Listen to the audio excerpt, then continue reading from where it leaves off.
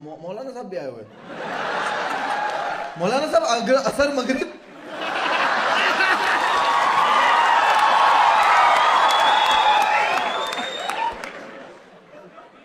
Confirm جہنمی ہے. السلام علیکم ورحمۃ اللہ وبرکاتہ.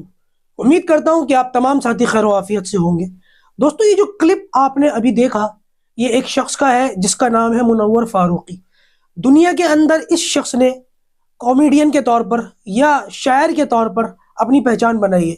بلکہ پہچان کیا بنائی ہے صاحب، ایسے لوگوں کو چنے کے جھاڑ پر چڑھانے والی ہماری قوم ہے. کیوں؟ کیونکہ ان کا نام مسلمانوں والا نام ہے، تو لوگ ان کو جو ہے بہت سپورٹ کرتے ہیں اور بہت ان کو مشہور کر دیتے ہیں.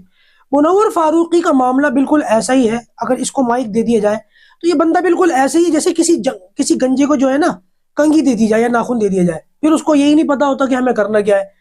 اسی طریقے سے منور فاروقی کو جب مائک دے دیا جاتا ہے تو اس بندے کو اتنی بھی سلیقہ نہیں ہے بولنے کا کہ کیا بولنا ہے. بالکل بھوڑا آدمی ہے، جو منہ میں آتا ہے بکتا چلا جاتا ہے. یہ پہلی مرتبہ نہیں ہے کہ جب اس نے کسی عالم دین کا یا اسلام کا مذاق بنایا ہے یا اسلامی شعار کا مذاق بنایا ہے.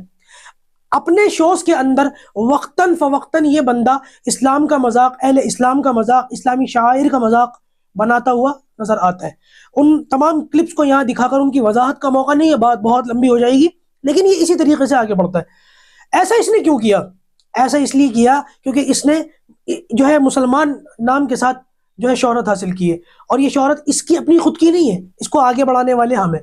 ہم لوگ یہ سوچتے ہیں کہ بھئی یہ مسلمان ہے اور یہ مسلمانوں کے جو ہے علاقے سے آیا ہے، مسلمانوں کا اس کا بیک گراؤنڈ ہے اسلامی، تو لہٰذا ہم اس کو خوب سپورٹ کریں.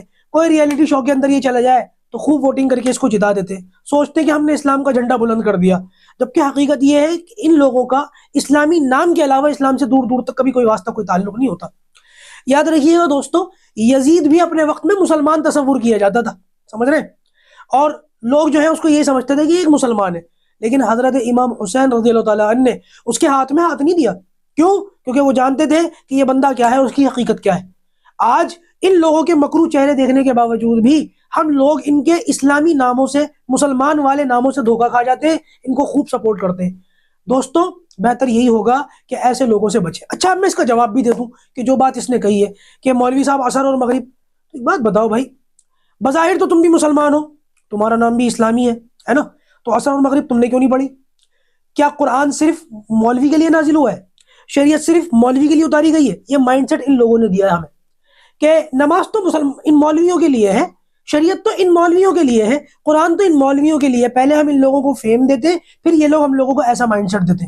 خدا را اللہ کے واسطے اپنے آپ کو ایسے لوگوں کے تعلق سے، ان کے مشہور اسلامی ناموں کے تعلق سے دھوکہ کھانے سے بچائیے، اور صحیح طریقے کا جو معاملہ ہے اس پر غور و فکر کیجیے. پاک پروردگار ہمیں ایسے لوگوں کے فریب سے، دھوکے سے بچنے کی توفیق عطا فرمائے.